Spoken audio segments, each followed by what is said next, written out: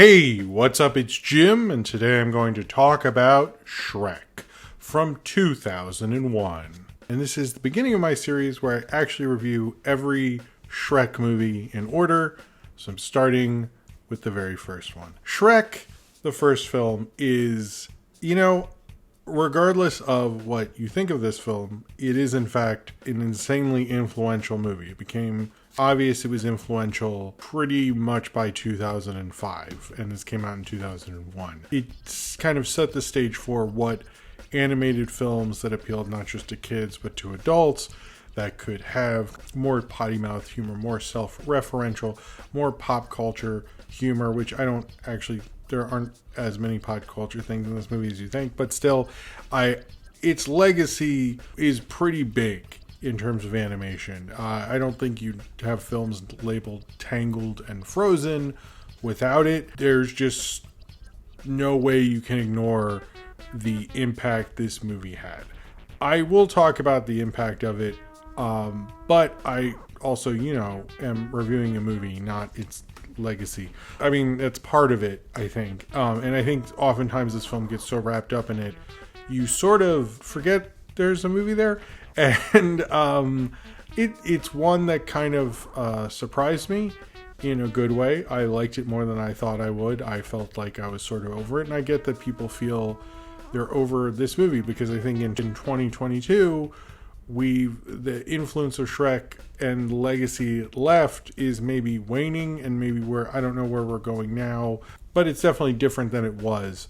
In terms of, I don't think there's a film that changed the temperature, changed the whole industry the way this film did. There's very few films that ever have. So I get being like sick of it and being like, if someone brings it up, you're like, oh my gosh, if I could live a day without a Shrek meme, or think of its influence, or all that stuff. But I think you kind of can't deny what it has done. But when you look at the film itself, it actually is a little better and not as insufferable as I think this style would later turn into. Because so much of what you remember about this is certainly the fairy tale stuff and the making fun of Disney and stuff like that. But most of it is sort of window dressing, because this film is literally about what it's named after, which is Shrek, a character who mainly, and I will say I've read older reviews, gets sort of forgotten about, so you can talk about the fairy tale thing, the Disney thing, Jeffrey Katzenberg, who becomes the auteur of this movie, despite that they're like, I mean, can you name the directors of Shrek? Or did you think Jeffrey Katzenberg did? I don't think people thought he directed it, but if you think of who's the auteur of Shrek, I think most people think Jeffrey Katzenberg. I could put up a picture of two random people and make a point like, because those aren't the directors of Shrek. But I could also just put up the picture of the directors of Shrek, and I don't think you know who those people are either. So it doesn't matter.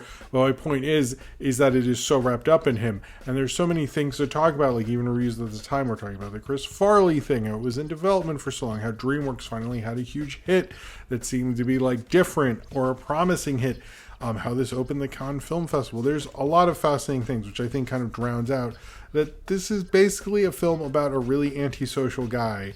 I think that was kind of more of a clue to its success than we really talk about, because Shrek is different from, let's say, an Aladdin or a Little Mermaid, or a Belle or a Simba or whatever, because those people have a drive to become something more in their lives. Is like, I can't wait to be king, I can't wait to be human, I want to not be a street rat, all that stuff.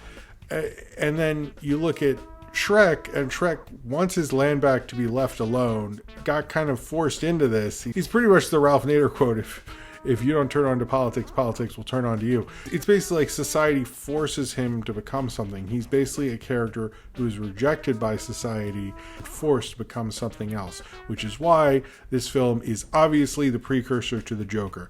You have people who saw this as kids and then grew up to be adults and then saw the Joker, and then, of course, they voted down. The difference between this and the other things, and one of the things I think that's a clue to its success with Shrek, is Shrek as a protagonist is a radically different protagonist than most of these fairy tale things, which are mainly about you following your dreams. Shrek does dreams is being alone in his fucking swamp and no one talking to him anymore. He doesn't really want to be there, doesn't want to be Donkey. He's kind of like how you're just thrown into work and you kind of just make friends with someone. You're like, oh, they seem pretty cool, and he likes Fiona and he sort of likes Donkey. It's like, I don't know, this is all right, I guess. That's as like deep as this film gets, which is like totally different from like name me any other fairy tale where the protagonist is like, I guess I'm doing this because I just want this done. And it is pretty different. It's actually a little more of a working class idea, way less illusions of grandeur. Yeah, maybe he falls in love with Fiona and stuff later, but he basically like just wants to go back to his swamp. That's the plot of this movie. Is for some reason Lord Farquaad hates fairy tale creatures, kind of like they don't develop that at all, like what his deal is with that. It's not like he's like believes they're taking your jobs and stuff. He just like, it's just like he wants them gone. They don't really get into it at all, but he wants them gone, and they're at this thing, and it's basically like all these negative things make Shrek do this, which I think is at its core probably what makes this film a little different than what was going on at the time, which Disney wasn't in the greatest shape. The fairy tale stuff wasn't really happening. Pixar 2 years before did Toy Story 2. Later in 2001 would put out Monsters Inc., but was just starting their peak period. It was different at the time. There didn't seem to be a huge studio that no one could beat in animation, and Dreamworks came, and this became their house style. It basically became their house style. They had a lot more promise at the beginning. They were making 2D. They had Aardman with stop motion, and they were doing CG, and Shrek pretty much showed them what they were going to do at a certain point. I think this is the film, and this is the beginning of the franchise that said, nope, you're not doing any of that crap. That was really ambitious, guys, but it's over. We made, $500 million or whatever, and we're just going to continue with that. Which I think is kind of sad. Eventually, Kung Fu Panda happens and How to Train Your Dragon. But for a while, like, this just became Dreamworks. They had a bunch of celebrities in it, which I think, I don't really get the thing with it. At the time, Mike Myers was a box office draw. Eddie Murphy, Nutty Professor 2 was just coming out. Cameron Diaz was a star. I think the difference between, John Lithgow just ended Third Rock from the Sun. These people were like draws at the time. I think a lot of times when you see those movies where it's like, here's 1 million people, and they're like, would people even see a movie with them in it? And I think this is the only film I can think of that really did this was like Moana with The Rock. Like, you have to have a star who could open a movie independently, because this is basically like they wanted to do what Robin Williams did with Aladdin. But I think like when people bring up that, it's like, yeah, they started headlining things, but the point of Shrek specifically is you got 3 kind of people who could open a movie by themselves and maybe make $100 million. Maybe not Lithgow, but Lithgow does, like, I think, a really great job. Why don't we talk about that more? But the other 3 were huge stars at the time. And I think, like, that's the difference. Like, that's why you put them on there. There's a reason, because they could sell a movie on name alone. If you just put, like, random person and, like, 20 names, like, no one's really going to care. Obviously, when you're listing 20 names, none of them can open a movie. Like, you don't need to... But it did kind of start this thing because it was very much sold on them. It makes a little more sense if you consider the context of the time period. But this was kind of considered a big revelation at the time because of its difference. I actually did see it in theaters. Well, I saw it at Benji's Drive-In in Maryland, where the end of Cecil B. Demented takes place. A year after Cecil B. Demented came out, actually. And that was fun. I saw it with Evolution. I remember Evolution being first, but that seems to be a weird... Why wouldn't you do Shrek first? I think you would. Maybe I'm wrong. But I remember really liking the movie at the time. I bought the DVD. I think this is the first kind of animated film to majorly have a film in the summer and a big DVD release in around Thanksgiving, Christmas time. I believe it had, I didn't get out the DVDs. I don't remember. I believe it had one that was like a disc that was for more grown-ups and one that was for kids more, I believe, which I thought was a really cool idea at the time. But this did start this is the first like major DVD after 9/11 happened. Bush was like, hey, you should go out and buy stuff because like capitalism, hey, that's what the terrorists really hate. And then, the economy just slowly fell apart. But lots of people bought Shrek, so that was good, I guess. But yes, it was kind of like a big post 9/11 DVD boom movie was a really big one. I remember so many people had this DVD. I had the double set. I think I still have it somewhere, or just the discs. But it really was, and it did start something there. I think people kind of forget about that, unfortunately. And it was kind of this film you could watch like with the whole family. Adults would laugh at things, kids would laugh at things. I think with kids, it's sort of like in a way how Scream is with horror movies. But I think kids know all those stories. A lot of people have talked about like, is this how the cynicism is how we introduce these fairy tales to like different age groups, and how sad that is, and how it was presented and all this stuff. First of all, I don't think that's actually true. I think people need to get off their fucking high horse.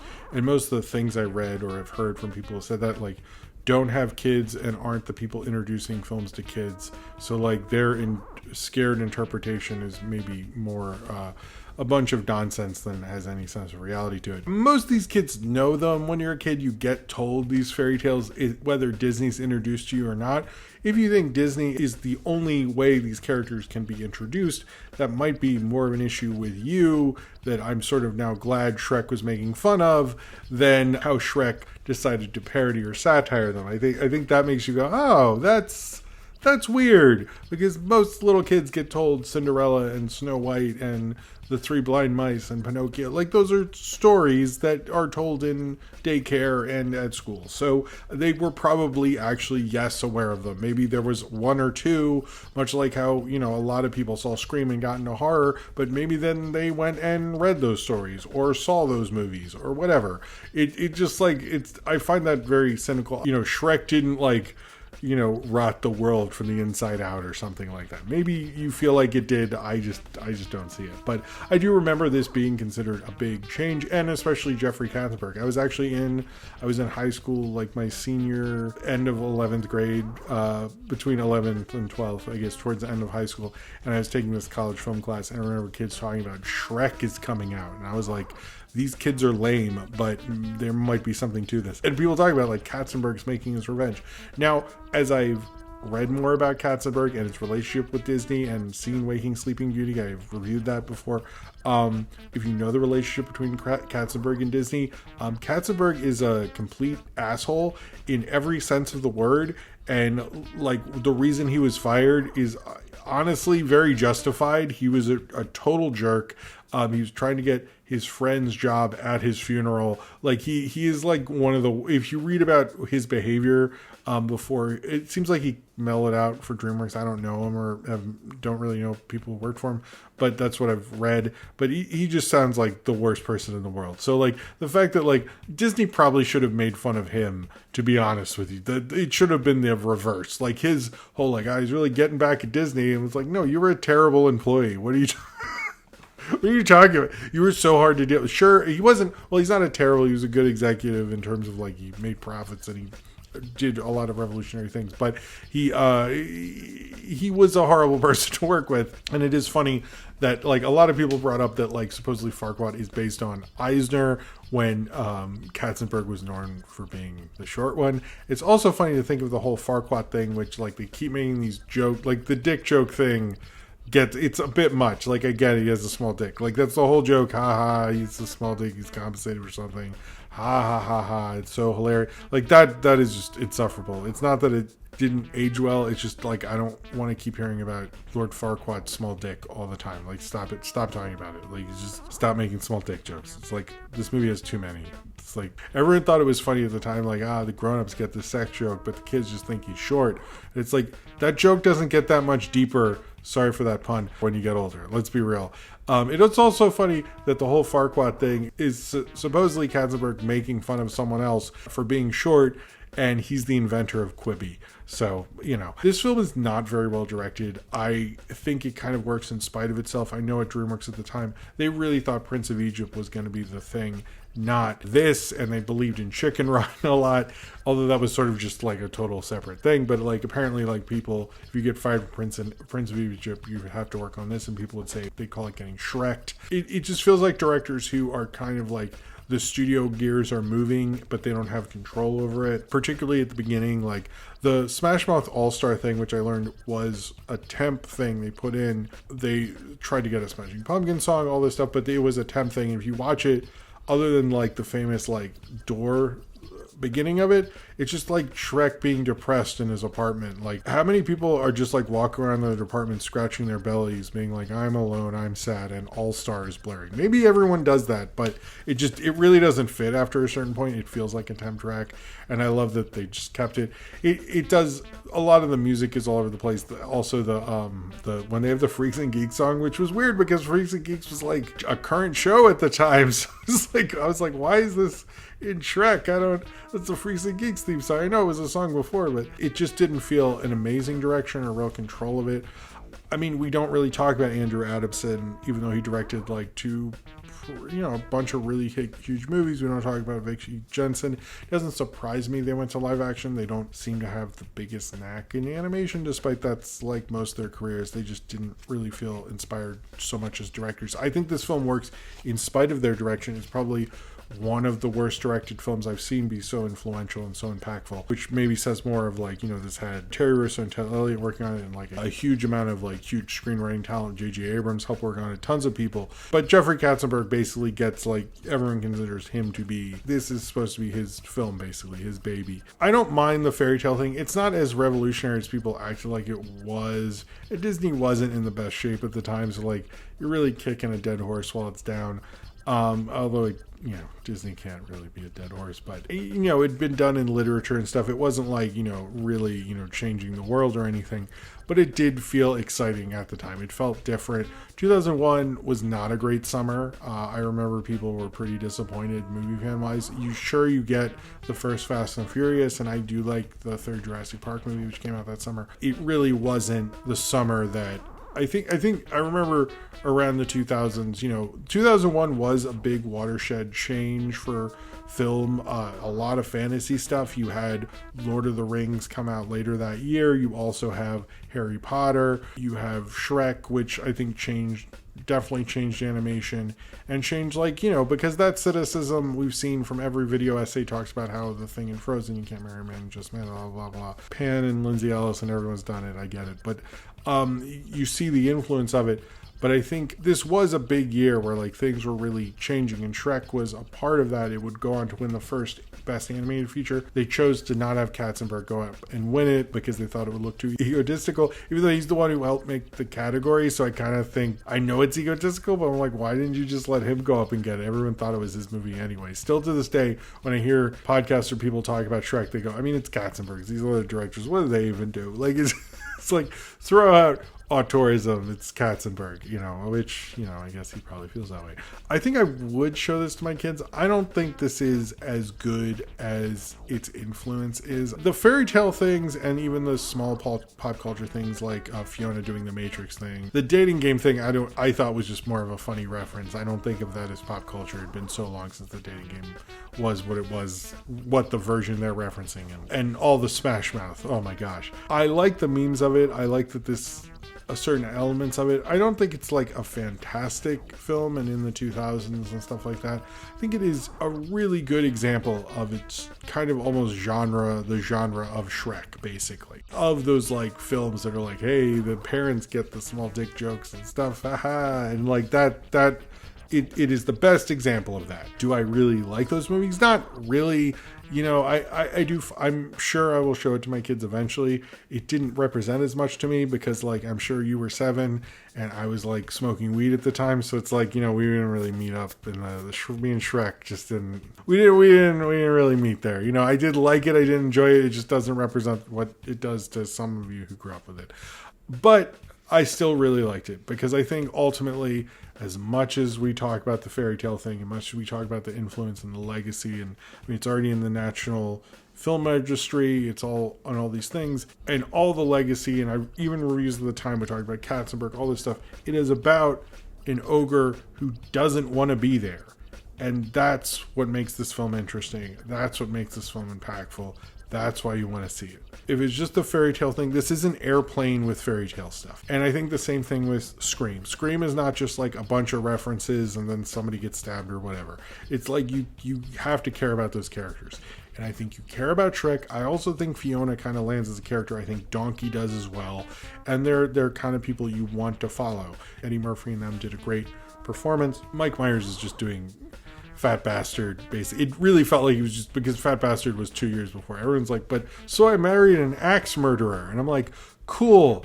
That was like almost a decade before this. Like everyone else was thinking Fat Bastard. I noticed everybody likes to be like, cool, the obscurity of the Mike Myers filmography. Good for you.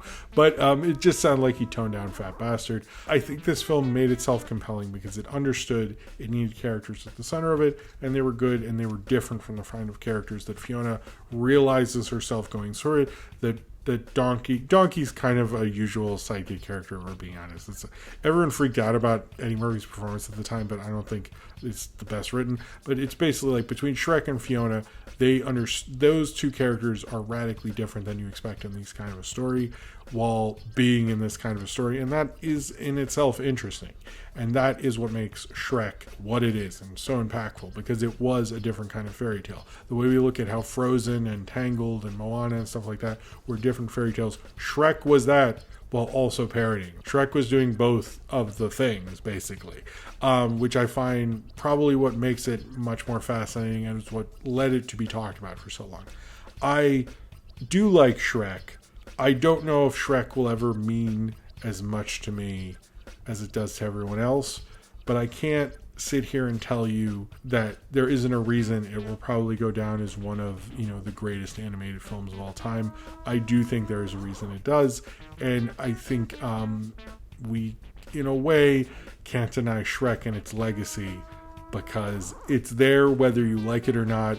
It's stinking it up like an onion, and you can't get rid of all those layers. So if you've seen Shrek and you would like to talk about it, then comment below in the comments and subscribe if you would like to.